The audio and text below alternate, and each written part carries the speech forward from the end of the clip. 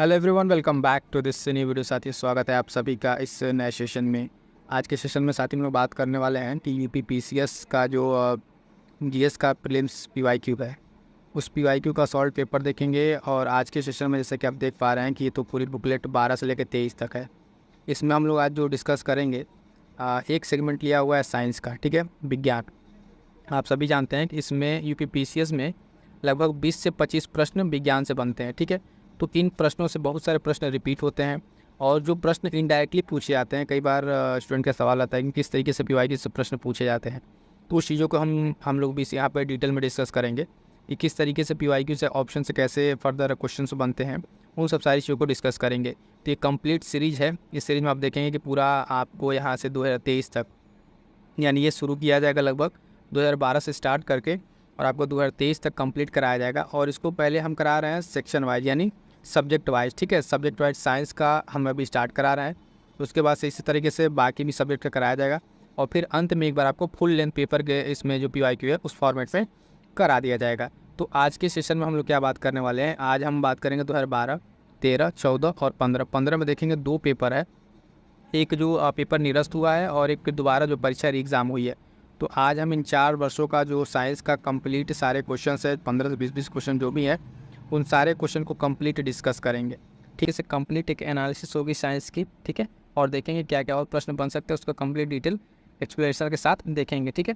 और इसका पीडीएफ जो है, पीडीएफ की अगर हम बात करें तो पीडीएफ आपको टेलीग्राम चैनल पर शेयर कर दिया है। जो लोग को चाहिए अपने टेलीग्राम ज्वाइन करके वहाँ से पीडीएफ प्राप्त कर सकते हैं। क्लियर है? चलिए सेशन को स्टार्ट करते हैं, देखते हैं आज के क्वेश्चंस को। ये जो है पेपर यहाँ पर हम देखेंगे 2012, ठीक है। यहाँ से स्टार्ट करते हैं, फिर 13, 14 तक कंप्लीट करेंगे। तो साइंस यहाँ से स्टार्ट हुआ है। यहाँ से पहला क्वेश्चन इसमें फिजिक्स का दिया हुआ है। क्वेश्चन कह रहा है कि मृग मरीचिका जो है उसका कारण क्या है। तो जो मृग मरीचिका बनता है उसका कारण क्या है। ऑप्शन दिया, प्रकाश का व्यतिकरण या प्रकाश का विवर्तन, ठीक है, प्रकाश का ध्रुवण या प्रकाश का पूर्ण आंतरिक परावर्तन। तो इसका राइट आंसर क्या हो जाएगा। इसका जो राइट आंसर उसको समझिएगा कि ऑप्शन डी, प्रकाश का पूर्ण आंतरिक परावर्तन, ठीक है, ये इसका राइट आंसर है। अब ये मृग मरीचिका होता क्या है, इसके बारे में थोड़ा सा जान लीजिए, ठीक है। तो उसका एक्सप्लेनेशन देखेंगे मृग मरीचिका जो है, और इसके साथ साथ देखेंगे पूर्ण प्रकाश का जो आंतरिक परावर्तन, उससे कौन कौन सा एग्जाम्पल हो सकते हैं।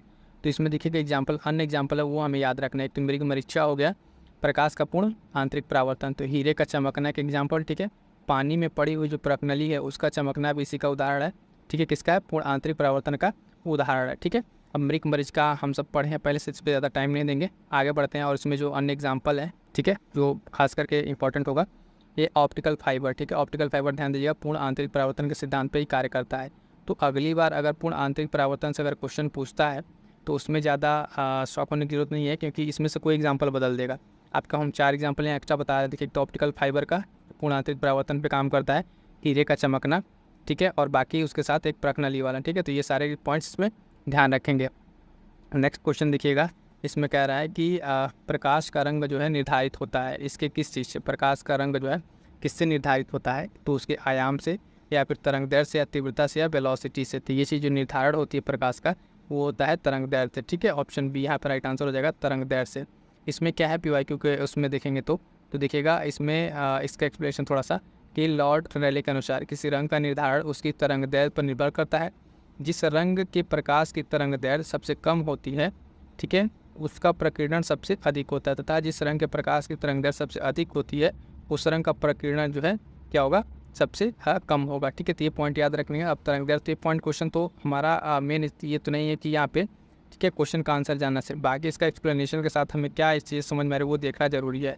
तो तरंग दैर्ध्य यहाँ पर राइट आंसर हो जाएगा। नेक्स्ट देखते हैं इसका, ठीक, इसमें ये चीज़ समझ लीजिएगा कि जिसका तरंग दैर्ध्य जो है वो कम होगा, ठीक है, अगर कम है तो उसका प्रकीर्णन ज़्यादा होगा, यानी तरंग दैर्ध्य कम, प्रकीर्णन ज़्यादा। अगर तरंग दैर्ध्य ज़्यादा है तो प्रकीर्णन कम होगा। अब ये आगे आपको अभी आप एग्जाम्पल में समझ में आएगा कि जो कलर आप देखेंगे इसका क्या कहते हैं, प्रकीर्णन जो लाल रंग और बैगनी रंग का। तो देखिए यही कारण है कि सूर्य के प्रकाश में बैगनी रंग जिसकी तरंग दैर्ध्य सबसे कम होती है। तो क्या बताया, अगर तरंग दैर्ध्य कम है, ठीक है, तरंग दैर्ध्य कम है, अगर माइनस मानते उसको, तो इसका क्या होगा, प्रकीर्णन सबसे ज़्यादा होगा। और लाल रंग तरंग दैर्ध्य उसके सबसे ज़्यादा है तो उसका प्रकीर्णन सबसे कम होता है। ये लॉजिकली यहाँ से ये 2-3 पॉइंट हमें ध्यान रखने हैं जो कि काफ़ी इंपॉर्टेंट है, ठीक है, कि किस तरीके से यहाँ पे चीज़ें रहेंगी। सिर्फ हमें वहाँ पे ये पॉइंट नहीं याद रखना। तरंगदैर्ध्य से जो इंपॉर्टेंट पॉइंट है 2-3 पॉइंट, ये पॉइंट हमें यहाँ पे ध्यान रखना है। इस तरीके से जब PYQ को आप समझेंगे और उसके पॉइंट्स को निकाल के रखेंगे, तब यहाँ से फर्दर आपका जो नेक्स्ट पेपर होगा उसमें कई तरह के क्वेश्चन आपको देखने को मिलेंगे। एग्जैक्ट बहुत रेयर होगा कि जब अब इस टाइम पे कि वही सेम प्रश्न जो है वो दोबारा रिपीट करे, ठीक है। तो इस तरीके की चीज़ें होने की कम संभावना है। नेक्स्ट क्वेश्चन देखिएगा, कह रहा है कि पराश्रव्य ध्वनियाँ हैं। कौन सी ध्वनियाँ हैं? पराश्रव्य ध्वनियाँ हैं जिनकी आवृत्ति होती है, तो कितनी होती है? अगर आप देखें 20,000 हर्ट्ज से अधिक, ठीक है, 10,000 हर्ट्ज से कम, 1,000 हर्ट्ज के बराबर या उपरोक्त में से कोई नहीं। इसका जो राइट आंसर है ऑप्शन ए है 20,000 हर्ट्ज से अधिक। अब यहाँ पे देखिए ये तो हो गया। अब यहाँ पे इसके बारे में जो अन्य पॉइंट्स है उसको ध्यान देना है कि पराश्रव्य ध्वनियाँ क्या हैं जो 20,000 हर्ट्ज से अधिक की हैं। क्या है 20,000 हर्ट्ज से अधिक की हैं? वो क्या है? पराश्रव्य ध्वनियाँ। इसका एक्सप्लेनेशन इंपॉर्टेंट है, ये चीज़ देखते हैं। इसमें क्या क्या है? एक्सप्लेनेशन ही मेन है, उसमें जो पॉइंट निकलेंगे फर्दर वहीं से क्वेश्चन आपको मिलेंगे। 20,000 जो आप देखेंगे हर्ट्ज से ऊपर की तरंगों को पराश्रव्य तरंग कहा गया है। मनुष्य के कान इसे नहीं सुन सकते। तो पहला तो एग्जाम्पल होगा कि मनुष्य के कान कितने हर्ट्ज की आप देखेंगे तरंगों को नहीं सुन सकते, तो पराश्रव्य तरंगों को मनुष्य के कान नहीं सुन सकते। ये क्वेश्चन ही बन सकता है। परंतु कुछ जानवर जैसे कुत्ता, बिल्ली, चमगादड़ आदि से सुन सकते हैं। तो अब एक से भी क्वेश्चन बन सकता है कि निम्नलिखित में से कौन सा ऐसा जानवर है या फिर जिस जो पराश्रव्य की ध्वनि को सुन सकता है या नहीं सुन सकता। तो इन तीनों को एग्जाम्पल आप ध्यान रखेंगे कि चमगादड़, कुत्ता, बिल्ली और कोई अन्य नाम दे दे तो उसमें एक चीज़ को गलत आपको छांटना रहेगा। समझ में आ रहा है किस तरीके से PYQ को करना है। और इसके यहाँ PDF जो है टेलीग्राम पर हमने सेंड कर दिया इसका चीज़ अभी चैप्टर वाइज, ठीक है, चैप्टर वाइज कह लीजिए, उसको यहाँ पे सेंड कर दिया गया साइंस का। नेक्स्ट पॉइंट क्या है कि इन तरंगों को गाल्टन की सीटी के द्वारा वैद्युत दाब प्रभाव के द्वारा क्वार्ट्ज क्रिस्टल के कंपोनेंट्स उत्पन्न करते हैं। इन तरंगों की आवृत्ति बहुत ऊंची होने के कारण इसमें बहुत अधिक ऊर्जा होती है। साथ ही इनकी तरंगदैर्ध्य छोटी होती है, इसी कारण इन्हें एक पतले पुंज के रूप में दूर तक भेजा जा सकता है, ठीक है। तो ये सारे पॉइंट्स भी इसमें ध्यान रखने हैं। नेक्स्ट देखते हैं क्वेश्चन कि मिट्टी के घड़े में जो पानी है वो ठंडा क्यों रहता है? तो उसका कारण क्या है कि द्रवण, वाष्पीकरण, ऊर्ध्वपातन या इनमें से कोई नहीं। तो इसका कारण जो है क्या है? वाष्पीकरण है। वाष्पीकरण के कारण जो है मिट्टी के घड़े में जो है जल जो है ठंडा रहता है। इसी तरीके से जो हम लोग का पसीना होता है, पसीना जब सूखता है तो भी ठंडा महसूस होता है, तो भी वाष्पीकरण के कारण ही, ठीक है। इसके साथ साथ कूलर अगर है, जो कूलर चलता है उसका पानी जो छीटा पड़ता है, ठंडा लगता है, वो भी इसी कारण से होता है, ठीक। तो ये पानी वाला इसमें ध्यान रखिएगा। इसके एक्सप्लेनेशन में आप देखेंगे तो द्रव की जो है खुली सतह से क्या है कि प्रत्येक ताप पर धीरे धीरे द्रव वाष्प में बदलना वाष्पीकरण कहलाता है, ठीक है, वाष्पीकरण कहलाता है। या अगर यहाँ पर आप देखें वाष्पीकरण के लिए द्रव को उष्मा की आवश्यकता होती है। किसका आवश्यकता? उष्मा। यही उष्मा जो है पसीना जब बॉडी पर हो जाता है शरीर पर, तो वहाँ पसीना जब सूखता है तो शरीर से क्या करता है? उष्मा को लेता है, तो इस वजह से ठंडक महसूस होती है, ठीक। तो ये एग्जाम्पल इसमें नीचे एक्सप्लेन किया हुआ है कि आप देखेंगे जिससे शरीर में पसीना सूखता है तो ठंडक महसूस होती है, क्योंकि पसीना सूखते वाष्पीकरण के लिए उष्मा की आवश्यकता होती है, वही उष्मा शरीर से वो ले लेता है।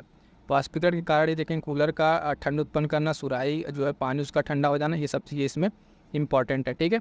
आइए नेक्स्ट क्वेश्चन देखते हैं। क्वेश्चन नंबर इसमें है कि लेजर एक युक्ति है जिसके द्वारा उत्पन्न किया जाता है। तो लेजर एक ऐसी युक्ति किसके द्वारा क्या उत्पन्न किया जाता है? स्वतः विकिरण, वर्ण विक्षेपित विकिरण, प्रकीर्ण विकिरण या उद्दीप्त विकिरण। तो इसका राइट आंसर है क्या? राइट आंसर हो जाएगा ऑप्शन डी, ठीक है, उद्दीप्त विकिरण। उद्दीप्त विकिरण जो है लेजर युक्ति के द्वारा उत्पन्न किया जाता है। अब इसके एक्सप्लेनेशन को देखेंगे, इसमें क्या क्या है। एक्सप्लेनेशन में है कि light amplification by stimulated emission of radiation, इसी का ये संक्षिप्त रूप है लेजर, ठीक है, जिसका अर्थ है कि विकिरण के उद्दीप्त उत्सर्जन से प्रकाश परिवर्धन अर्थात प्रकाश तरंगों पर आधारित लेजर एक ऐसी युक्ति है जिसमें विकिरण के प्रेरित जो है उत्सर्जन एक वर्णी प्रकाश को प्राप्त किया जाता है। कैसा? एक वर्णी प्रकाश को प्रकाश किया जाता है। इसकी तरंग जो आवृत्ति है वो देखेंगे लगभग समान होती है और विभिन्न तरंगों में इसको अलग अलग तरीके से यहाँ पे देखा जा सकता है।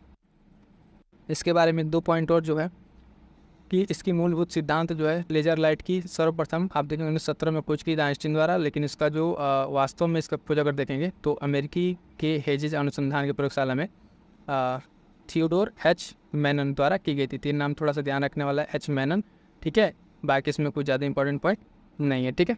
आइए नेक्स्ट क्वेश्चन देखते हैं। ये पूछा हुआ सारे PYQ क्वेश्चन कि लोलक घड़ियाँ जो है गर्मियों में सुस्त हो जाती हैं, क्यों सुस्त हो जाती हैं लोलक घड़ियाँ?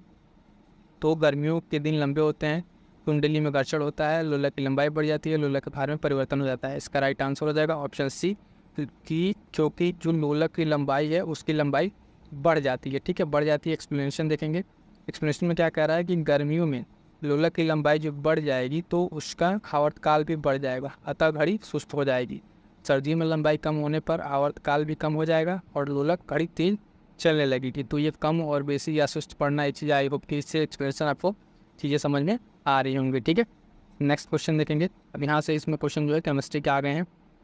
साइंस केमिस्ट्री निम्नलिखित में से कौन सी हरित गैस नहीं है? हरित गैस नहीं है इसमें से, तो आप देखें कार्बन डाइऑक्साइड है, मीथेन है, ये नाइट्रस ऑक्साइड, ये भी है नाइट्रोजन। तो ऑप्शन डी नाइट्रोजन नहीं है, ठीक है। क्या है?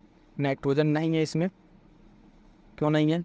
तो आप देखेंगे कार्बन डाइऑक्साइड, मीथेन और ये सब क्या है? ग्रीन हाउस गैसेज हैं। ग्रीन हाउस गैसेज क्या है? उसमें आप देखेंगे carbon dioxide, methane, nitrous oxide green house gas हैं, जबकि नाइट्रोजन ग्रीन हाउस गैस नहीं है। ग्रीन हाउस गैस आप जान ही रहे हैं कि इसका प्रभाव क्या है कि ये पृथ्वी पे जो उसके वायुमंडल में इकट्ठा होकर इसके तापमान में वृद्धि कर रही हैं, ठीक है। इसमें ज़्यादा कुछ बताने वाला नहीं है और वैश्विक तापमान का इसका कारण बने, ठीक है। नेक्स्ट क्वेश्चन देखते हैं। नेक्स्ट क्वेश्चन है कि निम्नलिखित पदार्थों में से कौन से ओजोन वृद्धि कारक हैं, ठीक है। तो क्लोरोफ्लोरोकार्बन्स, ठीक है, हैलांस, कार्बन टेट्राक्लोराइड। ऑप्शन दिया केवल एक और दो, 2 3 और 1 2 3, ठीक है, 1 2 3। तो यहाँ पर राइट आंसर हो जाएगा इसका ऑप्शन डी 1 2 3, यानी तीनों जो है क्लोरोफ्लोरोकार्बन, हैलांस, कार्बन टेट्राक्लोराइड, ये तीनों क्या है? ओजोन वृद्धि का कारण है। क्लियर है? आइए नेक्स्ट एक्सप्लेनेशन देखते हैं। क्वेश्चन में है कि क्लोरोफ्लोरोकार्बन हैलोजेंस के लिए, ठीक है, कार्बन टेट्राक्लोराइड ओजोन रिक्तीकरण के लिए उत्तरदायी हैं।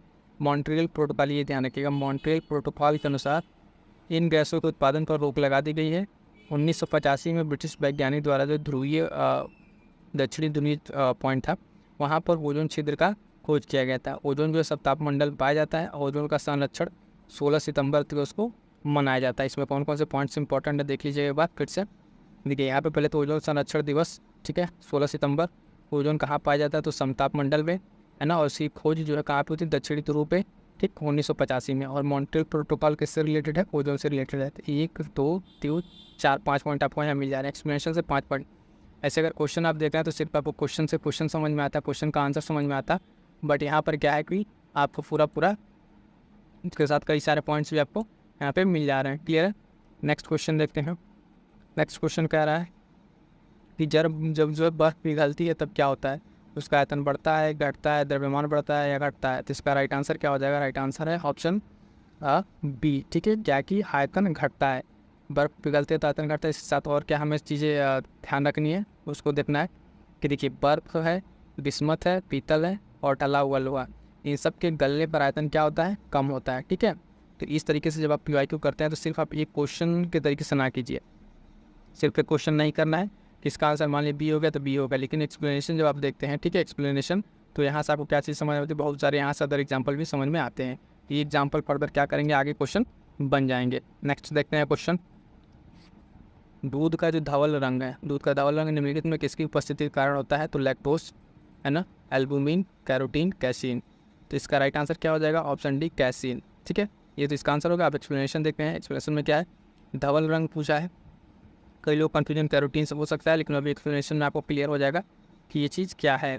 देखिए लैक्टोबैसिलस जो है बुल्गारिस और स्टेप्टोकोकस थर्मोफिलस नामक जीवाणु, ठीक है, वे दूध में पाए जाते हैं। वह दूध में पाए जाने वाली लैक्टोज शर्करा, क्या लैक्टोज शर्करा का किण्वन करके लैक्टिक अम्ल का निर्माण करते हैं। अब यहाँ से इंपॉर्टेंट देखिएगा पॉइंट जो आपका क्वेश्चन में, दूध में धवल रंग जो है कैसीन नामक प्रोटीन, कैसीन क्या है? यहाँ पे प्रोटीन है, कैसीन नामक प्रोटीन की उपस्थिति के कारण होता है।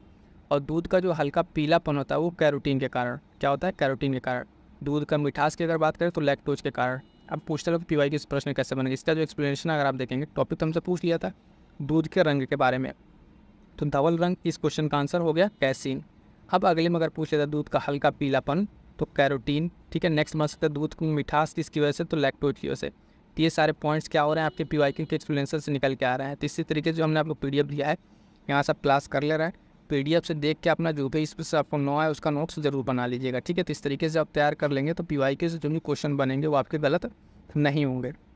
ये क्वेश्चन रिपीटेड अभी आपको फिर आगे देखने को मिलेगा। ये देखिए लाइकेंस जो सबसे अच्छा सूचक क्या है, ये कई बार तो पूछा हुआ, अभी आपको एज इट इज़ ये मिल जाएगा क्वेश्चन। वायु प्रदूषक, जल प्रदूषक, मृदा प्रदूषण या ध्वनि प्रदूषक, इसका राइट आंसर क्या हो जाएगा? राइट आंसर हो जाएगा ऑप्शन ए वायु प्रदूषक। ठीक है, लाइकेन क्या है? वायु प्रदूषक का सबसे अच्छे सूचक है। ठीक है, इसके बारे में क्या क्या इंपॉर्टेंट है? लाइकेन जो है थैलोफ्राइटा प्रकार की वनस्पति है जो कवक तथा शैवाल से मिलकर बनती है। लाइकेन किससे बनती है? कवक तथा शैवाल से। इसमें इंपॉर्टेंट क्या है कि इसमें कवक तथा शैवालों का परस्पर सहजीवी जैसा होता है, यानी परस्पर सहजीवी की तरह काम करता है। कवक जो है वायुमंडल से खनिज, लवण, विटामिन आदि शैवाल को देता है और शैवाल प्रकाश संश्लेषण क्रिया द्वारा कार्बोहाइड्रेट का निर्माण करता है। ठीक, उसके बाद से कवक तथा शैवाल के बीच इस तरह के सहजीवी संबंध को हेलोरिज्म कहते हैं। क्या कहते हैं? हेलोरिज्म। ये पॉइंट याद रखिएगा, कवक तथा उसके बीच के उसको क्या कहते हैं? हेलोरिज्म कहते हैं। लाइकेन शब्द का जो सर्वप्रथम उपयोग है ये थियोफ्रास्ट ने किया था। ठीक, लाइकेन वायु के प्रदूषक के रूप में जानते हैं, प्रदूषक के जो संकेतक उसके रूप में जाने जाते हैं, और जहाँ वायु प्रदूषक अधिक होता है वहाँ पे लाइकेन नहीं उगते हैं। ठीक है, तो इस तरीके से पता चल जाता है अगर यहाँ लाइकेन नहीं है तो क्या है, यहाँ पे आपको प्रदूषण ज़्यादा मिलेगा। पेड़ों की छालों पर उगने वाले लाइकेन को पोर्टिकोल्स तथा खाली चट्टानों पर उगने वाले लाइकेन को एक्सिकोल्स कहते हैं। तो ये 2 पॉइंट क्या याद रखना है? पोर्टिकोल्स और एक्सिकोल्स। ठीक है, ये जो खाली चट्टान पर उग रहे हैं और पेड़ों पे छाल पर उग रहे हैं। क्लियर है? चलिए नेक्स्ट देखते हैं। नेक्स्ट क्वेश्चन है कि पर्णहरित जो क्लोरोफिल है निम्नलिखित में से कौन सा तत्व पाया जाता है? तो लोहा, कॉपर, मैग्नीशियम या मैग्नीज। ठीक है, तो इसका राइट क्या आंसर हो जाएगा? मैग्नीशियम। इंपॉर्टेंट है मैग्नीशियम। क्लोरोफिल में क्या पाया जाता है? मैग्नीशियम पाया जाता है। इसके इंपॉर्टेंट में क्या क्या देखेंगे? इंपॉर्टेंट क्या है कि ये एक हरित लवक है। क्या है? हरित लवक है जो पादप कोशिकाओं में पाया जाता है। प्रकाश संश्लेषण की क्रिया के लिए इसकी बहुत आवश्यकता होती है। ठीक है, और इसके बाद इसमें एक पॉइंट क्या इंपॉर्टेंट था? हाँ, पर इसमें 4 पाइरोल रिंग का बना चपटा और फारिन हेड है। ठीक है, जो केंद्र में मैग्नीशियम का एक परमाणु के रिंग के साथ जुड़ा हुआ होता है। ठीक है, बाकी ये सूत्र है, इसमें उतना ध्यान नहीं देना है। ठीक है, बस क्या दिखेगा? Chlorophyll B. ठीक है, क्लोरोफिल बी इसके टाइप्स भी होता है। क्लोरोफिल बी यहाँ पे दिया हुआ है, और ये क्या है? किसमें पाया जाता है? प्रकाश संश्लेषण की क्रिया के लिए इंपॉर्टेंट होता है। ठीक है, ये 2-3 पॉइंट यहाँ पे ध्यान रखना है। नेक्स्ट देखेंगे, ये मिलान करने वाला है वायु प्रदूषक दिया हुआ, उसे प्रभावित अंग कौन कौन से प्रभावित अंग होंगे? एस्बेस्टास अगर देखेंगे तो धूल। ठीक है, तो इससे क्या होता है? अगर आप देखेंगे सीधे सीधे से क्या होता है? फेफड़ा प्रभावित होगा। तीसरा ठीक, लेड। शीशा से आप देखेंगे मस्तिष्क, है ना। पारा से आप देखेंगे उदर रोग। ठीक है, उदर रोग सेकंड। और कार्बन मोनोऑक्साइड से आप देखेंगे क्या? Blood stream.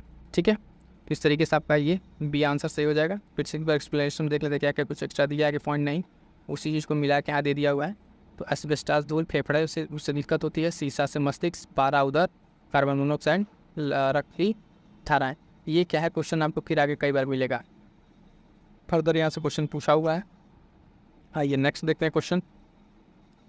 2012 का पेपर अभी हम लोग कर रहे हैं साइंस का। डेंगू बुखार में मानव शरीर में निम्नलिखित किसकी कमी हो जाती है? तो प्लेटलेट्स की, हेमोग्लोबिन की, शर्करा की या जल की। तो राइट आंसर हो जाएगा ऑप्शन है प्लेटलेट्स की। ठीक है, किसकी कमी होती है यहाँ पर? प्लेटलेट्स की कमी हो जाती है। ठीक है, नेक्स्ट देखते हैं इसके एक्सप्लेनेशन में क्या कुछ दिया हुआ है। तो देखिए इसके एक्सप्लेनेशन में देखेंगे कि यह रोग विषाणु के कारण होता है। पहली चीज़ तो किसके कारण? विषाणु के कारण होता है।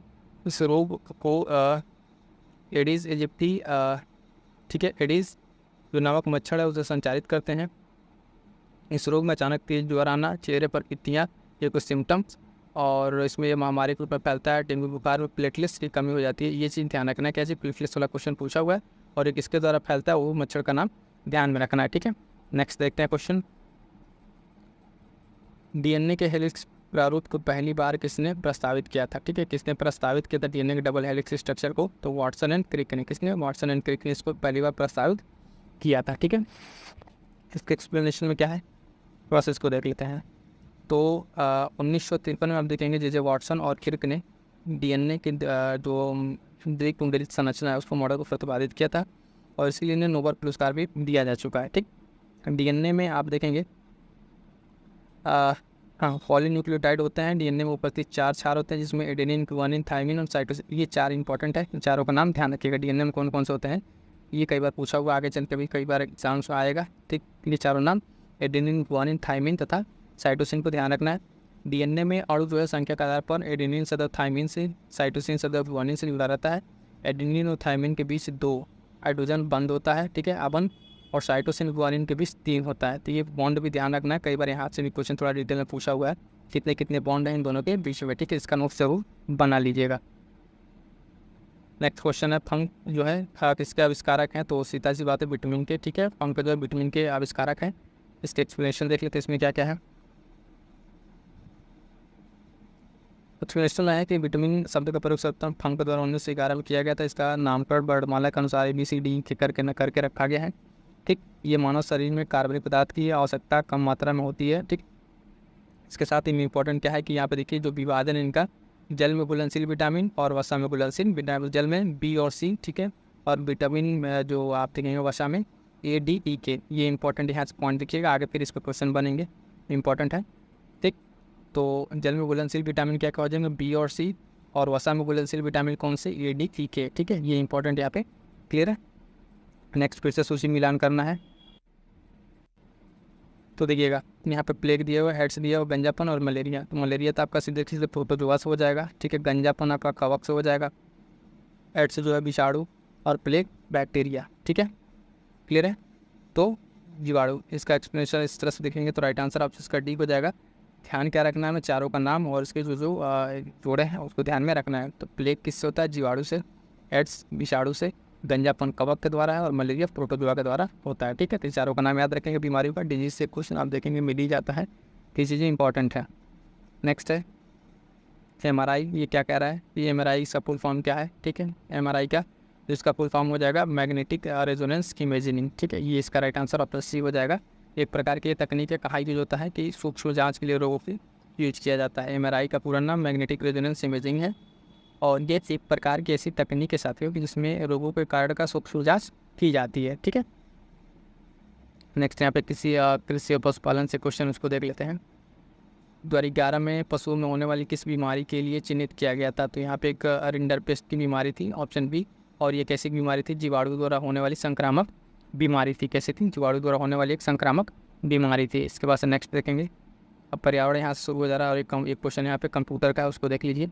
कंप्यूटर पूछा था कि सबसे महत्वपूर्ण भाग, तो नो डाउट कि CPU यहाँ पर राइट आंसर हो जाएगा। इस तरीके से यहाँ पर आप देखेंगे पर्यावरण शुरू हो गया, ठीक है।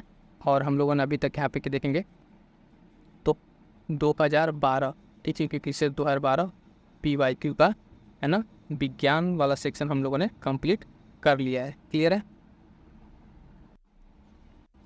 अब यहाँ से देखेंगे कि फिर से साइंस स्टार्ट हो गया है, लेकिन अभी यहाँ से हमारा है 2013 का, ठीक है। 2013 का PYQ साइंस का यहाँ का क्वेश्चन स्टार्ट करते हैं, देखते हैं। ये इसमें क्वेश्चन पूछा हुआ है कि टेलीविज़न के जो दूरस्थ नियंत्रण है, ठीक है, रिमोट जो है उसको किस विद्युत चुंबकीय विकिरण का प्रयोग किया जाता है, तो अवरक्त, पराबैंगनी दृश्य या उपयुक्त में से कोई नहीं। तो इसका राइट आंसर क्या हो जाएगा, राइट आंसर हो जाएगा इसका अवरक्त किरण, ठीक है।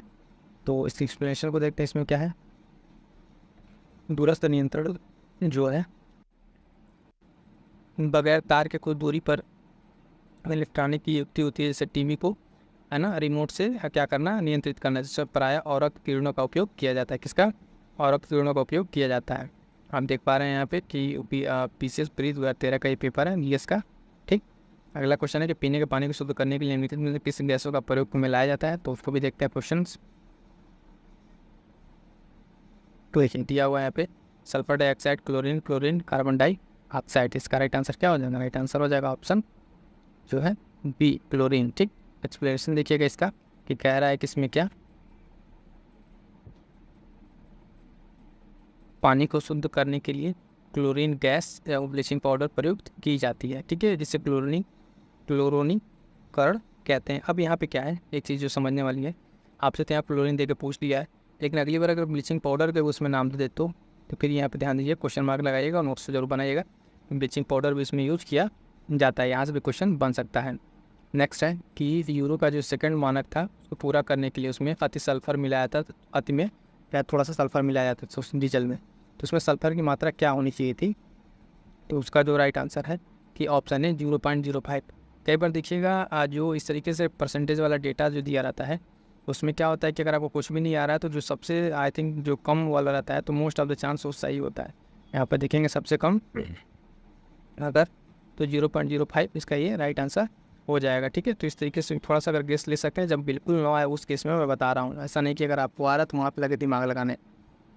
यूरो सेकंड के मानकों में पूरा करने के लिए जो डीजल में सल्फर की मात्रा 0.05% या इससे कम होनी चाहिए।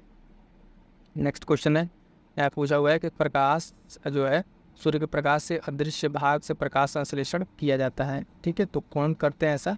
तो बैक्टीरिया करते हैं। कौन करते हैं? बैक्टीरिया करते हैं। ठीक है, ये बैक्टीरिया कहाँ रहते हैं इसको थोड़ा देखिए, इंपॉर्टेंट है ये। समुद्र की सतह से 400 से 8000 फीट नीचे पाए जाने वाले जीवाणु जो बैक्टीरिया है वो अवरक्त विकिरण का प्रयोग करके प्रकाश संश्लेषण पर ऊर्जा उत्पन्न करते हैं। ठीक है, नेक्स्ट क्वेश्चन देखते हैं। नेक्स्ट क्वेश्चन क्या है कि एक दंत चिकित्सक जो है दंत द्वारा जो रोगी के दांतों की जांच के लिए प्रयुक्त दर्पण कौन सा करता है? तो अवतल, समतल, उत्तल या बेलनाकार। तो इसका राइट आंसर क्या हो जाएगा? अवतल। ठीक है, ऑप्शन ए अवतल दर्पण का प्रयोग करता है दंत चिकित्सक। ठीक है, दंत चिकित्सक द्वारा रोगी के दांतों की जांच करने के लिए अवतल दर्पण का प्रयोग किया जाता है। ठीक है, अवतल दर्पण जो है और अवतल लेंस, यहाँ दर्पण था अभी क्या है लेंस का प्रयोग निकट दृष्टि दोष के निवारण के लिए किया जाता है। यहाँ पे ये इंपॉर्टेंट पॉइंट है, एक्स्ट्रा नोट कर लीजिएगा। अवतल का प्रयोग किस अवतल लेंस का प्रयोग निकट दूरदृष्टि के लिए किया जाता है। ठीक है, अगला है कि प्रोटीन की प्रचुरता, अगर आप देखेंगे प्रोटीन की प्रचुरता वाले खाद्य पदार्थों में ऐसी अमीनो एसिड जो टायरोसिन है, ठीक है, इसके बारे में कौन सा कथन सही नहीं है? तो टायरोसिन के बारे में देख लेते हैं। टायरोसिन के बारे में क्या क्या है?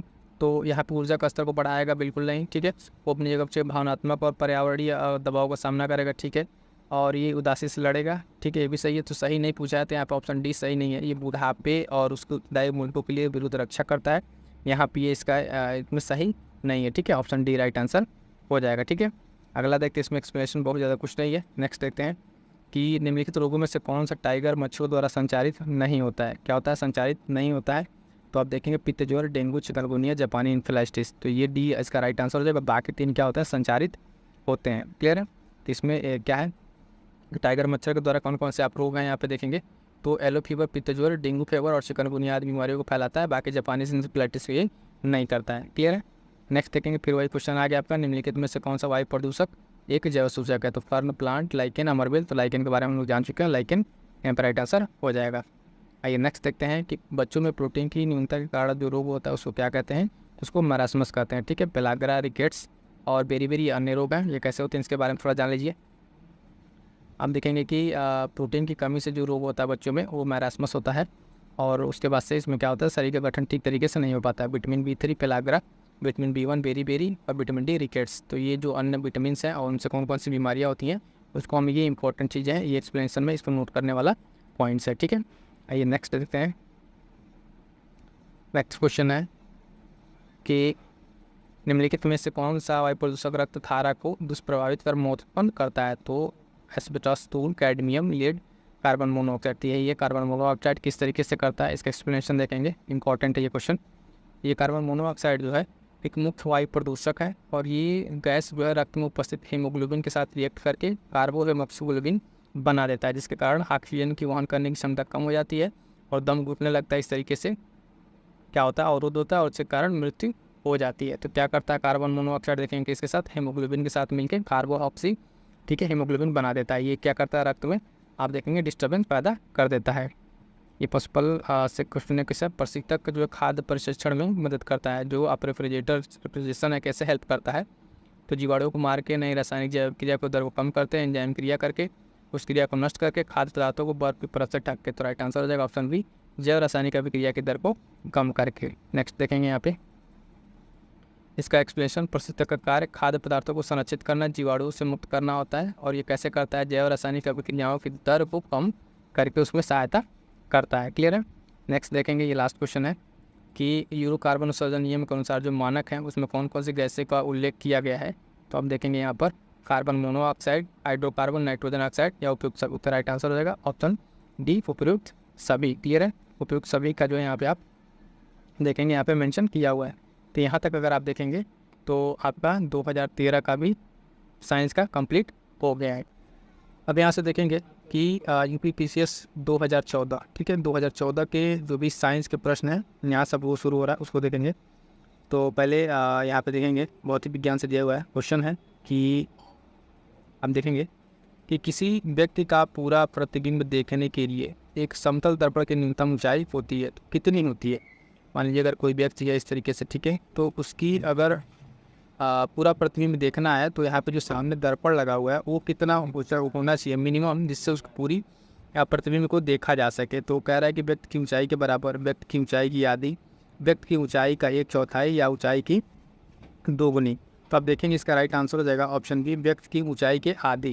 यानी होता है क्या है कि अगर जितना व्यक्ति है, ठीक है, जितना यहाँ पे व्यक्ति है हाइट का, वो उसका पूरा इमेज देखना है तो लगभग जो यहाँ पे दर्पण होना चाहिए वो उससे क्या होना चाहिए, उसकी ऊंचाई के आधा होना चाहिए, ठीक है। तो व्यक्ति की ऊंचाई के जब आधा रहता है तो यहाँ पे हम देखते हैं क्या अपन पाता है कि उसका पूरा इमेज यहाँ पे देखने को मिल जाएगा। तो यहाँ पर राइट आंसर क्या हो जाएगा, बी। एक्सप्लेनेशन में देखेंगे इसे क्या दिया हुआ है। तो एक्सप्लेनेशन में कह रहा है किसी वस्तु का पूर्ण प्रतिबिंब समतल दर्पण में, कौन से दर्पण में, समतल दर्पण में देखने के लिए समतल दर्पण की जो ऊंचाई है कम से कम वस्तु की आधी होनी चाहिए। कितनी होनी चाहिए, आधी होनी चाहिए। क्लियर है। ये नेक्स्ट क्वेश्चन देखते हैं। नेक्स्ट क्वेश्चन कह रहा है कि ध्वनि तरंगे नहीं चल सकती हैं। तो जो ध्वनि तरंगे हैं वो आप जानते हैं कि किसमें नहीं चलेगी, तो वैक्यूम में, ठीक है। कह रहा है कि ऑप्शन है सॉलिड, लिक्विड, गैस और वैक्यूम। तो राइट आंसर क्या हो जाएगा, निर्वात में, ठीक है, वैक्यूम हो जाएगा। क्या होता है ध्वनि तरंगों के लिए, इसको जानेंगे कि ध्वनि तरंगे देखिए सॉलिड, ठीक है ना, लिक्विड, गैस तीनों में चलती हैं। लेकिन सबसे ज़्यादा अगर इसकी स्पीड देखें तो किस में होता है, सॉलिड्स में, ठीक है। जब मॉलिक्यूल एकदम पास जिसमें होता है वहाँ पे क्या होता है, इसका स्पीड सबसे ज़्यादा होता है। और इसी तरीके से जब वैक्यूम में जाएंगे तो क्या होगा, इसका स्पीड कम हो जाएगा या फिर 9 के बराबर हो जाएगा। कभी कभी क्वेश्चन ये पूछ लेता है कि ठोस, द्रव और गैसिंग तीनों में जो स्पीड है उसकी इंक्रीजिंग ऑर्डर, बढ़ते ऑर्डर या घटते क्रम में आप उसको लिखने के लिए तो ध्यान दीजिएगा। सबसे ज़्यादा किस में होता है, सॉलिड में, फिर लिक्विड, फिर गैस में, ठीक है। तो ध्वनि तरंगों का ये यहाँ पर हो गया, ठीक है। इसके एक्सप्लेनेशन देखेंगे। ठोस, द्रव और गैस में ध्वनि तरंगें चलती हैं क्योंकि ध्वनि को चलने के लिए माध्यम की आवश्यकता होती है। अर्थात किसी माध्यम में ध्वनि की चाल मुख्यतः माध्यम की प्रत्यास्थता तथा घनत्व पर निर्भर करती है। निर्वात में अगर हम बात करेंगे तो माध्यम का अभाव होता है, इसलिए ध्वनि तरंगे निर्वात में नहीं चल सकते, ठीक है। 2014 का पेपर जीएस साइंस का हम लोग यहाँ पे कंप्लीट कर रहे हैं, ठीक। नेक्स्ट क्वेश्चन देखेंगे। नेक्स्ट क्वेश्चन कह रहा है कि एक कृत्रिम उपग्रह है, उसमें विद्युत ऊर्जा का स्रोत क्या होता है। तो जो कृत्रिम सैटेलाइट लगती है उसमें विद्युत ऊर्जा का स्रोत क्या बनता है। तो ऑप्शन है कि थर्मोपाइल, सौर सेल, डायनामो या लघु नाभिकीय रिएक्टर। इसका राइट आंसर हो जाएगा ऑप्शन बी जो है सोलर सेल, ठीक है। यहाँ पे सौर सेल है जो वो क्या करता है, कृत्रिम उसमें देता है, ठीक है। तो इसके एक्सप्लेनेशन देखेंगे क्या कह रहा है। ये कृत्रिम उपग्रह जो है विद्युत ऊर्जा का स्रोत सौर सेल होता है, ठीक है। सौर सेल जो सूर्य के प्रकाश के माध्यम से विद्युत ऊर्जा को उत्पादित करता है और उससे क्या करता है, जो उपग्रह है उसको ये कनेक्टिविटी देता है। क्लियर है। Next question. पीवाईक्यू बार बार देखिए इसलिए फोकस किया जा रहा है कि पीवाईक्यू जब आप एक्सप्लेनेशन के साथ करेंगे, सिर्फ आंसर में उसके एक्सप्लेनेशन के साथ करेंगे साथ में, तो वो चीज़ें आपको फर्दर एग्जाम में हेल्प करेगी, क्योंकि इसी ऑप्शन से निकल के फिर फर्दर क्वेश्चन बनते हैं। कई जगह क्वेश्चन इस तरीके से बने हुए हैं और बनते भी हैं, तो इसलिए इस चीज़ को तैयार करना बहुत ही इंपॉर्टेंट है। नेक्स्ट क्वेश्चन है हमारे पास कि निम्नलिखित में से कौन सा एक विस्फोटक पदार्थ नहीं है, ठीक है। यानी जो दिया हुआ 3 इसमें विस्फोटक पदार्थ है और एक विस्फोटक पदार्थ नहीं है। पहला कह रहा टाई नाइट्रोटोलुइन, तो ये तो है ही है ना। डाई नाइट्रोटोलुइन ग्लिसरीन ये भी है ना। और ये साइक्लोट्राइमेथिलीन ट्राई नाइट्रामीन, ठीक है, ये भी विस्फोटक है। नाइट्रोक्लोरोफॉर्म देखेंगे यहाँ पे विस्फोटक नहीं है, ठीक है। तो ऑप्शन क्या हो जाएगा इसका, डी जो है राइट आंसर हो जाएगा। क्या हो जाएगा, डी, नाइट्रोक्लोरोफॉर्म जो है यहाँ पे विस्फोटक पदार्थ नहीं है। तो अब अगर अगली बार एग्जाम में पूछे कि ये विस्फोटक पदार्थ अगर दे दे, सिर्फ नाम पूछ दे कि ये क्या है, जैसे सपोज कीजिए आपको दे दे डाई नाइट्रोग्लिसरीन, पूछे कि ये क्या है, तो उसमें दिया रहेगा विस्फोटक या फिर कोई अन्य ऐसे करके एग्जाम्पल दिया रहेगा।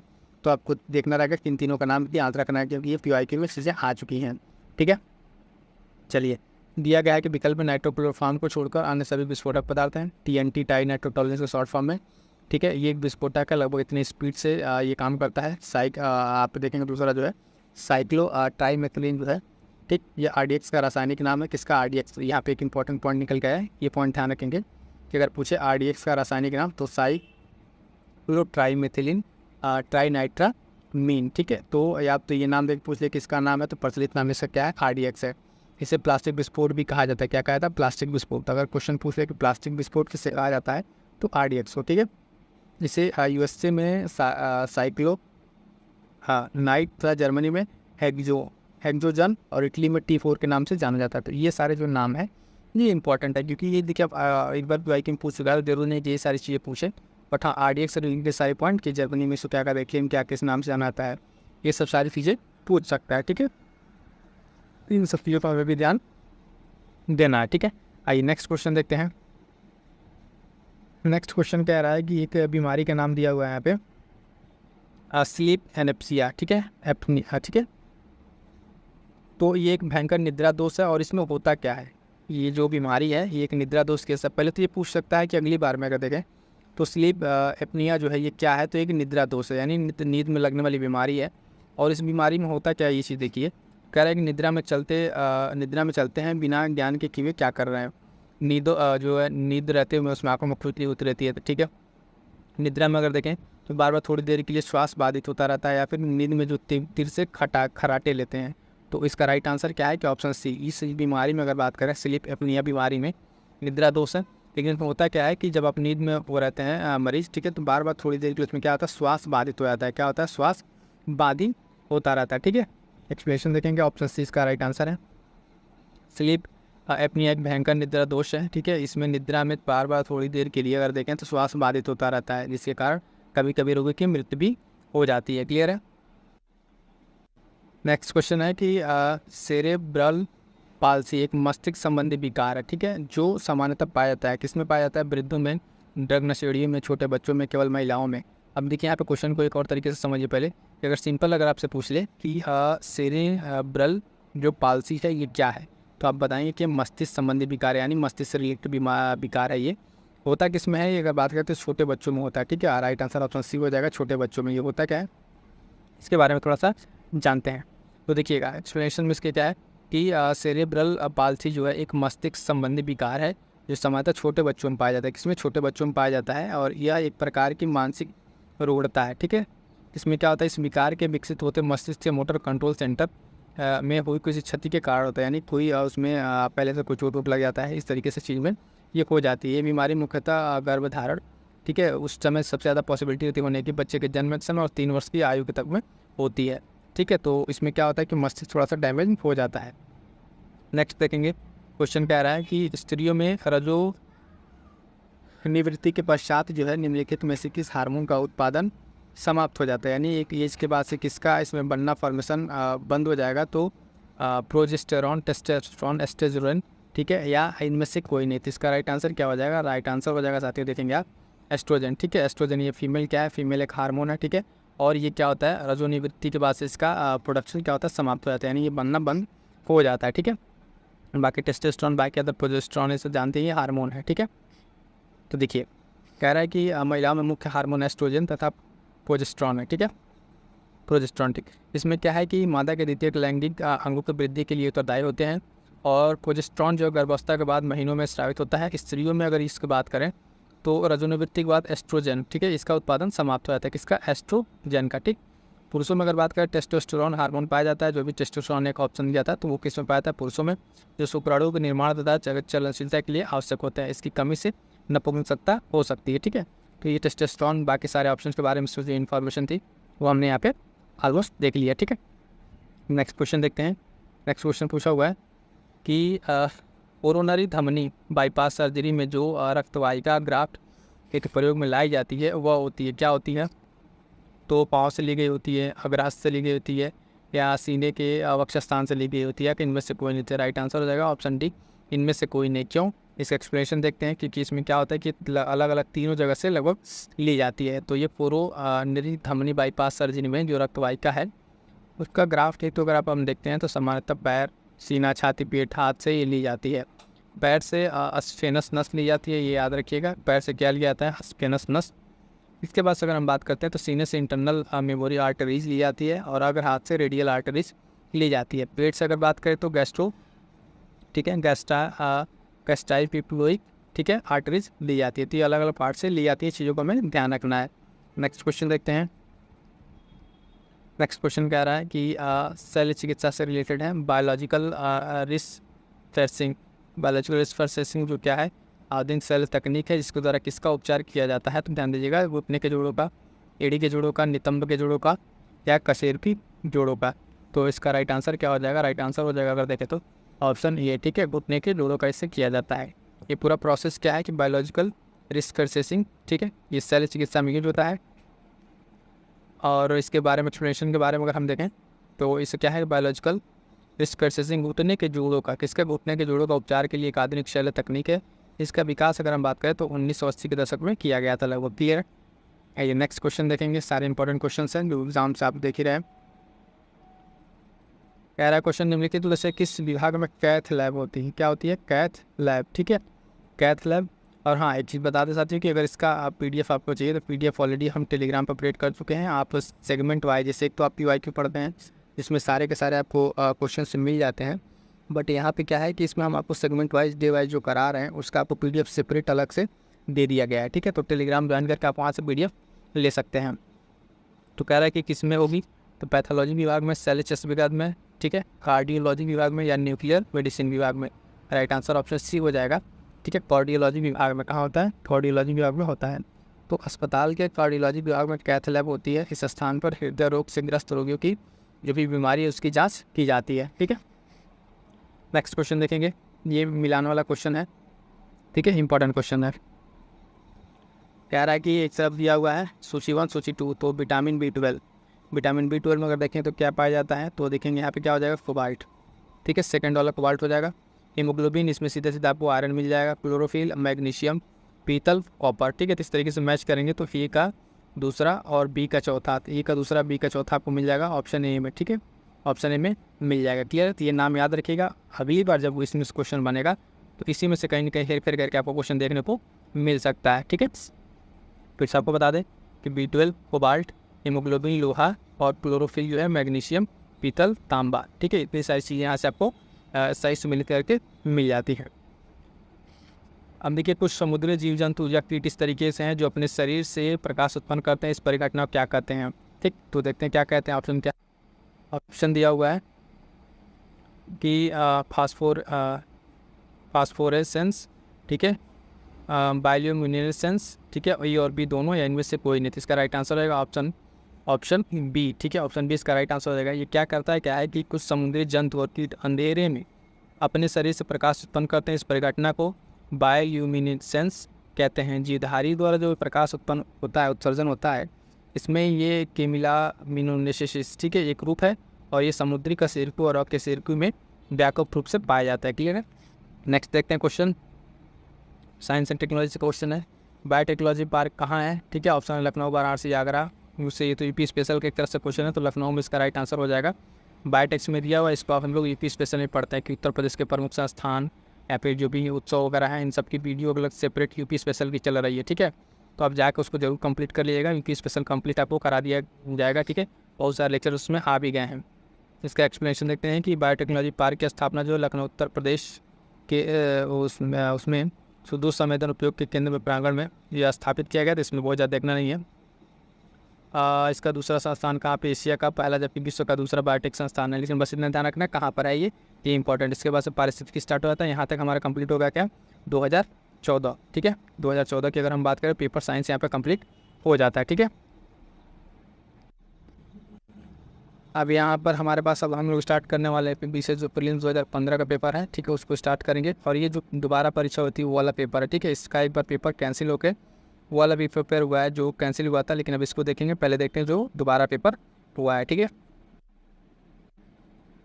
चलिए ये आ गए हम लोग साइंस वाले सेक्शन में। फिर से 2015 का यहाँ से देखते हैं विज्ञान। ठीक है, पहला क्वेश्चन है कि पाइरोमीटर जो है इसका प्रयोग निम्नलिखित में किसको नापने के लिए किया जाता है। तो ऑप्शन है हमारे पास देखेंगे कि सनस्पॉट को, सौर रेडिएशन को, हवा ताप को, पौधे के तापमान को। इसका राइट आंसर क्या हो जाएगा, राइट आंसर हो जाएगा सौर रेडिएशन को। ठीक है, ऑप्शन बी राइट आंसर हो जाएगा। सौर रेडिएशन को नापने के लिए इसका प्रयोग किया जाता है। तो आप यहाँ देखेंगे यूपीपीसीएस प्रीलिम्स 2015 का पेपर। ठीक है, जो एग्जाम होगा था अभी कैंसिल वाला हम लोग अभी करेंगे। ठीक, तो इसमें क्या है, इसका प्रयोग सोलर रेडिएशन के लिए किया जाता है। क्लियर है, तो नाम याद रखिएगा। चलिए नेक्स्ट देखते हैं इसमें क्वेश्चन। नेक्स्ट क्वेश्चन है हमारे पास कि निम्नलिखित में से कौन सा अर्धचालक है। कौन सा अर्धचालक है, तो प्लास्टिक है नहीं, लकड़ी है नहीं। ठीक है, एल्यूमिनियम, जर्मेनियम का कंफ्यूजन। राइट आंसर क्या हो जाएगा, ऑप्शन डी जर्मेनियम। ठीक है, तो जर्मेनियम क्या है, अर्धचालक है। अब इसमें क्या है, ऐसे पदार्थ जो है जिनमें इलेक्ट्रॉनिक संरचना जो है इस प्रकार से होती है कि इलेक्ट्रॉन का मुक्त, कहीं इलेक्ट्रॉन मुक्त हो जाता है और कहीं रिक्त पोटर और पुल बन जाता है, अर्धचालक कहलाते हैं। ठीक है, जर्मेनियम और सिलिकॉन ऐसे दो ऐसे पदार्थ हैं जिनका उपयोग इलेक्ट्रॉनिक ट्रांजिस्टर के रूप में किया जाता है। तो दो इसमें नाम याद रखिएगा कि जर्मेनियम आपका दिया हुआ, उसके साथ साथ क्या है सिलिकॉन है, ठीक है। क्या है? सिलिकॉन है, इसका 2 नाम याद रखेंगे। नेक्स्ट क्वेश्चन है, इंपॉर्टेंट क्वेश्चन लिखिएगा कि मानव शरीर का तापमान जो है 98.4 फ़ारेनहाइट है, इसका बराबर डिग्री सेल्सियस में कौन सा तापमान होगा, ठीक है। 40 डिग्री, 35, 36 या 32, इसमें क्या होगा? किस तरह पूछ रहा है ये? डिग्री सेल्सियस में, ठीक है। और फ़ारेनहाइट डिग्री सेल्सियस कितना? 36.89, ठीक है। यहाँ पे लगभग 37 के आसपास है, तो ये राइट आंसर हो जाएगा। नेक्स्ट क्वेश्चन देखेंगे, गिलास पानी पीने से कितनी कैलोरी ऊर्जा मिलती है? तो ये थोड़ा सा कन्फ्यूजिंग क्वेश्चन हो सकता है कि पानी पीने से कितनी ऊर्जा मिलती है। तो इसमें 0 दिया है, 15, 20, 50 दिया हुआ है। राइट आंसर इसका हो जाएगा 0। 0 क्यों है कि इसके बारे में देखेंगे। जब 0 कहता है इसको, तो क्या है कि जल पीने से मानव शरीर को 0 कैलोरी ऊर्जा प्राप्त होगी, ऊर्जा नहीं प्राप्त होगी, लेकिन इससे खनिज पदार्थों की प्राप्ति अवश्य होती है। क्या होती है? खनिज पदार्थों की प्राप्ति होती है। नेक्स्ट क्वेश्चन कि आकाश का नीला रंग किस कारण होता है? सारी बीपीसीएस के हम लोग क्वेश्चंस कर रहे हैं, और नो डाउट ये क्वेश्चंस करने के बाद आपको देखेंगे कि आपके एग्जाम में 2-4 क्वेश्चन गलत होते थे, वो जरूर एज मिलेंगे, और यहाँ सबको फ़ायदा होने वाला है। प्रकाश का प्रकीर्णन ऑप्शन दिया हुआ है, ठीक है। प्रकाश का परिक्षेपण, व्यतिकरण, और सूर्य द्वारा नीले प्रकाश का रंग का अन्य रंगों की तुलना में उत्सर्जन। राइट आंसर हो जाएगा ऑप्शन है प्रकाश का प्रकीर्णन, ठीक है। स्कैटरिंग ऑफ लाइट जो है इसका नीले प्रकाश होने की यहाँ पे उसका कारण है। चूँकि प्रकीर्णन तरंगदैर्घ्य के बीच समानुपाती होता है, बैगनी और नीले रंग का तरंगदैर्घ्य कम होता है। तो आपको कल ही वाले क्वेश्चन में बताए थे कि जिसका तरंगदैर्घ्य कम होगा उसका प्रकीर्णन ज़्यादा होगा, ठीक है। तो बैगनी और नीले का तरंगदैर्घ्य कम होता है, उनका प्रकीर्णन अधिक होगा, इसी कारण आकाश का रंग नीला दिखाई देता है। यहीं पे क्वेश्चन और आपको बता देते हैं कि जो लाल रंग है उसका तरंगदैर्घ्य क्या होता है? ज़्यादा होता है, इस वजह से उसका प्रकीर्णन कम होता है। इसको कहाँ यूज़ किया जाता है? ट्रैफिक लाइट वगैरह में इसका यूज किया जाता है। नेक्स्ट क्वेश्चन है, बॉक्साइट अयस्क है, किसका? लोहे का, तांबे का, एल्यूमिनियम का, सोने का। तो राइट आंसर हो जाएगा ऑप्शन बी, एल्यूमिनियम का, ठीक है। बॉक्साइट आप जानते हैं कि एल्यूमिनियम का एक मुख्य क्या है? अयस्क है, ठीक है। इसका उपयोग जो कहाँ किया जाता है? एल्यूमिनियम धातु का निष्कर्षण मुख्यतः बॉक्साइट अयस्क के किया जाता है, ठीक। और इसके अन्य देखेंगे उसके रूप में मुख्यतः गिप्साइट है ना, डैशफोर वगैरह इसमें पाए जाते हैं। क्लियर है। नेक्स्ट क्वेश्चन है, देखेंगे कि रोगियों के दांत देखने के लिए जो दंत चिकित्सकों द्वारा प्रयोग किया जाता है वो कौन सा दर्पण होता है? तो उत्तल, अवतल, समतल या निष्कोणीय। तो राइट आंसर होएगा अवतल, क्योंकि कल क्वेश्चन हम लोग किए थे, उसमें दिया था कि मेडिकल फील्ड में कौन सा दर्पण यूज़ होता है, तो वहाँ पे इस तरीके से क्वेश्चन करके दिया हुआ था कल वाले सेशन में। और जो लोग इसका पहला सेशन नहीं देखे हैं, जिसमें हम बात करते हैं 12, 13, 14 का इसमें उतर मिला हुआ वीडियो, वो वीडियो जाकर जरूर देख लें। इसका एक्सप्लेनेशन क्या कह रहा है कि अवतल दर्पण एक गोलाकार दर्पण है जिसके उभरे हुए तल से पॉलिश की हुई होती है, अंतर तल परावर्तक होता है। इसके द्वारा प्रतिबिंब दर्पण के सामने बनता है। इस दर्पण का उपयोग दंत चिकित्सकों के लिए किया जाता है, ठीक है। इसके अतिरिक्त कहाँ का उपयोग किया? तो ये इंपॉर्टेंट है, दाढ़ी बनाने में, ठीक है, गाड़ी के हेडलाइट और सर्च लाइट में, ठीक है, सोलर कुकर में होता है। ध्यान दीजिएगा, जो गाड़ियों के साइड मिरर होते हैं वहाँ पे उत्तल रहता है। कौन सा दर्पण आता है? उत्तल दर्पण। इससे कन्फ्यूजन ना हो, ये हेडलाइट में लग रहा है और सर्च लाइट में लग रहा है, वहाँ पे जो साइड मिरर होते हैं वहाँ पे उत्तल लगता है। नेक्स्ट क्वेश्चन है कि निकट दृष्टि दोष मायोपिया वाला व्यक्ति देख सकता है। तो जिसको मायोपिया होता है वो क्या करता था? वो नज़दीक की वस्तु को स्पष्ट रूप से देख सकता है। जिसमें निकट का अगर दोष है तो इसका मतलब निकट का सही है और दूर का गड़बड़ है। दूर है यानी दूर दृष्टि सही है, तो जो दोष है वो वाला दोष नहीं है, इसमें थोड़ा सा रिवर्स है, ठीक है। तो इसका राइट आंसर क्या हो जाएगा? ऑप्शन है, नज़दीक की वस्तु को स्पष्ट देख सकता है निकट दृष्टि दोष में। इसमें क्या होता है? निकट दृष्टि दोष क्या है कि इसको मायोपिया कहते हैं, और इसको अवतल लेंस का प्रयोग करके दूर किया जा सकता है। इस दोष में जो है नेत्र में गोले के कुछ बड़े हो जाने या कॉर्निया अथवा लेंस के बीच में अधिक उत्तल हो जाने के कारण फोकस बिंदु जो है रेटिना के बीच की दूरी बढ़ जाती है। तब पास की वस्तु तो साफ दिखती है, परंतु दूर की वस्तु धुंधली दिखाई देने लगती है। इसी का अपोजिट दूर दृष्टि को ध्यान में रखिएगा कि दूर में दूर का दिखता है, नज़दीक का नहीं दिखेगा। Next question, important question, cigarette के धुएं में मुख्य घटक प्रदूषक कौन कौन सा है? तो कार्बन मोनोऑक्साइड डाइऑक्सीजन, ठीक है। Carbon monoxide nicotine, monoxide benzene, ठीक है, और डाइऑक्सीन बेंजीन। राइट आंसर क्या हो जाएगा साथियों? इसका ऑप्शन सी, मोनोऑक्साइड और बेंजीन, ठीक है। इसमें क्या होता है कि कार्बन जो मोनोऑक्साइड और सिगरेट है इसके धुएं में क्या मिलता है? बेंजीन के साथ ही चीज़ें मिलती हैं। 2015 एग्जाम का पेपर। नेक्स्ट क्वेश्चन देखेंगे। नेक्स्ट क्वेश्चन हमारे पास कि निम्न में से कहाँ पे आर्सेनिक द्वारा जल प्रदूषित सर्वाधिक है? सबसे ज़्यादा आर्सेनिक का प्रदूषण कहाँ है? हरियाणा, राजस्थान, मध्य प्रदेश, पश्चिम बंगाल में। राइट आंसर हो जाएगा ऑप्शन डी, पश्चिम बंगाल में, ठीक है। इसमें आर्सेनिक का सबसे ज़्यादा जल प्रदूषण है, इसको थोड़ा सा देख लीजिएगा, क्योंकि यहाँ पे जो आर्सेनिक की मात्रा है 0.05 mg पर लीटर से अधिक पाई गई है, और आर्सेनिक से ब्लैक फुट नामक रोग होता है। ये मोस्ट इंपॉर्टेंट जो अपकमिंग एग्जाम से फिर से क्वेश्चन यहाँ से बनेंगे।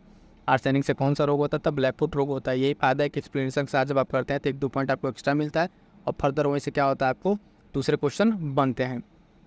नेक्स्ट क्वेश्चन देखेंगे कि कांसा जो मिश्र धातु है, किसका एलॉय है या मिश्र धातु है, तो कॉपर टिन, ठीक है, copper silver, copper zinc, copper और लेड, इसका राइट आंसर क्या हो जाएगा, कॉपर और टिन ऑप्शन ये राइट आंसर हो जाएगा। ठीक है, इसमें अगर हम बात करें इसके कंपोजिशन में तो देखेंगे कि इसके निर्माण में 88% तांबा और टिन लगभग 12% प्रयोग किया जाता है। नेक्स्ट क्वेश्चन है कि निम्नलिखित में से कौन सा देश जो है गैसोलीन में इथेनॉल मिश्रित करना कानूनी अनिवार्य कर दिया था। उस टाइम करंट अफेयर का भी क्वेश्चन बना था, तो ब्राज़ील। ठीक है, राइट आंसर हो जाएगा option D Brazil. Current affair question था तो इसमें बहुत ज़्यादा ध्यान देने की बात नहीं है। ठीक है, आइए नेक्स्ट क्वेश्चन देखते हैं जो इंपॉर्टेंट है। निम्न में से कौन सा तना है, इंपॉर्टेंट लगाइए। पादप हार्मोन से या पादप प्लांट फिजियोलॉजी से आपको 2 से 3 क्वेश्चन मिलते हैं और बहुत ही बेहतरीन तरीके से, खासकर प्लांट के डिजीज़ के बारे में, प्लांट्स के बारे में, उसके टाइप्स के बारे में क्वेश्चन देखने को मिलता है। पूछ रहा है कौन सा तना है, तो सलजम, गाजर, अदरक, शकरकंद, इसमें राइट आंसर हो जाएगा ऑप्शन बी। ठीक है, अदरक जो है, जिंजर जो है यहाँ पे क्या है, एक तने का उदाहरण है। ठीक है, इसका एक्सप्लेनेशन देखते हैं कि प्रकंद मोटा फैला हुआ भूमिगत तना होता है। इसमें कक्षस्य और अग्रस्य कलिकाएँ भी पाई जाती हैं और ये तना शाखायुक्त तथा शाखारहित भी हो सकता है। इस प्रकार का भूमिगत तना हल्दी, अदरक, केला, फर्न आदि पौधों में पाया जाता है। प्रकंद भूमिगत तने का एक रूप होता है। तो ये सारे एग्जाम्पल्स क्या करने हैं, हमें ध्यान में रखने हैं। हल्दी, अदरक और कला, केला और फर्न का एग्जाम्पल हमें ध्यान में रखना है। ठीक है, नेक्स्ट क्वेश्चन है कि कुनैन जो है, कुनैन सिनकोना पादप के किस भाग से प्राकृतिक रूप से पाया जाता है, जड़, बीज, फल या छाल।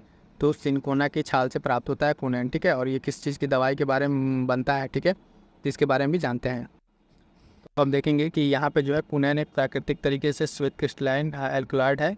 इसमें ज्वर रोधी, मलेरिया रोधी, दर्दनाशक और इस तरह के गुण होते हैं और इसमें ये इन सब बीमारियों में ये यूज़ होता है। ठीक है, और इसका कहाँ से इसका बनता है, तो उसमें देखेंगे मलेरिया रोधी दवा के निर्माण में इसका मेनली यूज़ होता है और इसके छाल का प्रयोग किया जाता है। किसके छाल का प्रयोग किया जाता है। नेक्स्ट इसी तरीके का क्वेश्चन है कि लौंग क्या है, तो देखेंगे तने की गांठ, जड़ की गांठ है, पत्तियाँ या सूखे फूल। तो इसका राइट आंसर है ड्राइड फ्लावर्स हैं ये, लौंग क्या है, ड्राइड फ्लावर्स है। ठीक है, इसके बारे में बहुत सारी बातें हैं जानने के लिए, लेकिन थोड़ा सा इसमें बस ध्यान रखिए कि भारत के किस फील्ड में ये मिलता है। यहाँ से इंपॉर्टेंट तमिलनाडु और केरल, इसके शीर्ष उत्पादक राज्य वैश्विक स्तर पर इंडोनेशिया। ठीक है, इंडोनेशिया। और ये गरम मसाले के एक प्राकृतिक रूप में इसको यूज किया जाता है। सूखे पुष्प और कलिकाओं के वाष्पन द्वारा इसको प्राप्त किया जाता है। ठीक है, तो इतने सारे इंपॉर्टेंट चीज़ें थी इसमें। आइए नेक्स्ट क्वेश्चन देखते हैं। नेक्स्ट क्वेश्चन, निम्न में से पादप हार्मोन है, कौन सा पादप हार्मोन है। तो इंसुलिन, ईस्ट्रोजन, ठीक है, और थायरॉक्सिन, साइटोकाइनिन। तो राइट आंसर हो जाएगा ऑप्शन डी साइटोकाइनिन। अब यहाँ पे फिर से एक बार आपको बता दें कि पादप जितने हार्मोन हैं उनके अलग अलग नाम आप एक जगह नोट्स बना कर जरूर नोट कर लीजिएगा। इसमें एक साइटोकाइनिन भी होगा, उनका वर्क क्या है, उनके काम क्या क्या है, वो सब भी एक जगह पॉइंट नोट कर लीजिएगा। ठीक है, अपने हमने जो आपको नोट्स दे रखा है उसमें सारी चीज़ें दी हुई हैं। साइंस का जो क्रिप्स नोट्स है, ठीक है, क्रिप्स नोट्स जो रिवीजन के लिए हमने आपको दिया है उसमें सारी चीज़ें हैं, वहाँ से PDF लेकर आप पढ़ सकते हैं। तो साइटोकाइनिन क्षारीय प्रकृति का पादप हार्मोन है और ये काइनेटीन संश्लेषित साइटोकाइनिन, ठीक है। और इसके बात करेगा तो पादप के जड़ों और सिरों पर होता है जहाँ पर कोशिका का विभाजन होता है। तो कोशिका विभाजन बीजों का अंकुरण को प्रेरित करता है। तो इसका काम अभी हम कहना काम इसका याद रखना है। तो इसके काम क्या है, कोशिका विभाजन करके अंकुरण को प्रेरित करना। ठीक है, नेक्स्ट क्वेश्चन देखते हैं।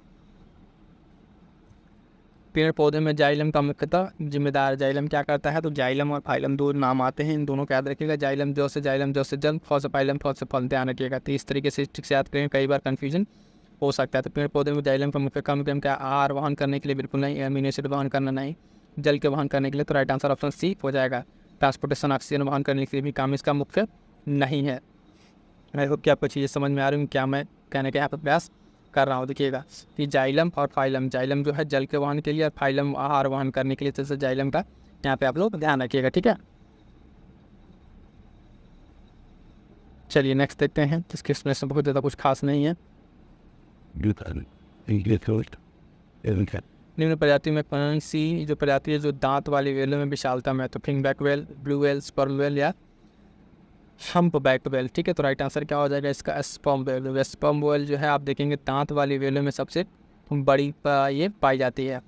तो देखिए स्पर्म वेल दांत वाली वेलों में विशालता में, वयस्क नर और सतर लंबाई 16 मीटर है, इसकी लगभग 52 फीट की होती है और ये एक संकटग्रस्त प्रजाति है। ठीक है, नेक्स्ट क्वेश्चन देखते हैं कि जब किसी को डॉक्टर कहता है कि इसको टेट्राप्लेजिया हो गया, टेट्राप्लेजिया, तो इसका मतलब क्या है, उसको किस तरीके से पक्षाघात हुआ है, केवल उसके हाथ के, केवल बाएं हाथ का, दाएं हाथ का, दोनों पैरों का, या फिर दोनों हाथ एवं दोनों पैरों का। तो जब भी डॉक्टर कहे कि इस तरह की बीमारी का पक्षाघात हुआ है तो इसका मतलब इसके दोनों हाथ और दोनों पैरों का यहाँ पे क्या हो गया, पक्षाघात हो गया, यानी वो काम करना बंद कर दिए हैं। नेक्स्ट क्वेश्चन देखेंगे कि शरीर के अंदर लौह की कमी से उत्पन्न होने वाला रोग कौन सा है, तो वर्णदांता, रतौंधी, रक्तहीनता, तपेदिक। तो एनीमिया वही ब्लड आयरन की कमी से, जो आयरन की कमी से होने वाला रोग है उसको क्या कहते हैं, उसको कहते हैं एनीमिया। ठीक है, एनीमिया उसको कहते हैं। और आप देखेंगे यह हीमोग्लोबिन तथा साइटोप्रोटीन का महत्वपूर्ण घटक है, यानी किसमें पाया जाता है, हीमोग्लोबिन में पाया जाता है।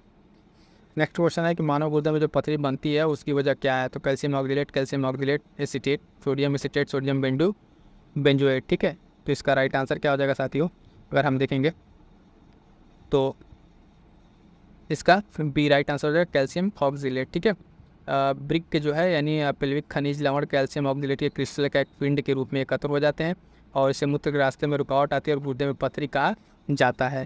क्लियर है।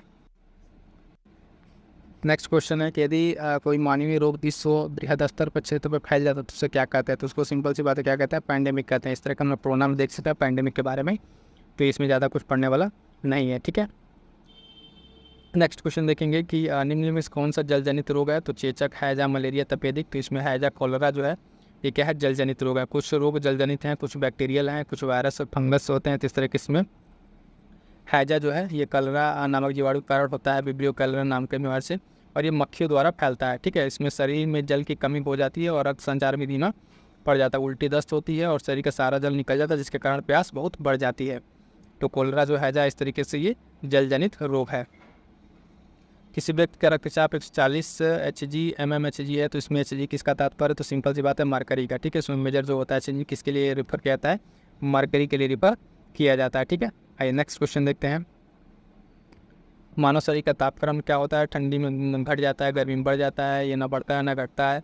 ठीक है, जाड़ों में बढ़ जाता है, इसका क्या कारण है, तो इसका राइट आंसर हो जाएगा ऑप्शन सी, ये अपनी जगह पर सेम रहता है, बस एक्सटर्नल जो टेम्परेचर है मानव का वातावरण का उसके अनुसार क्या है ठंडी गर्म लगती रहती है। ठीक है, थोड़ा सा बढ़िया कांसेप्ट इसको अगर देखते एक्सप्लेन किया हुआ तो बता देते इसको।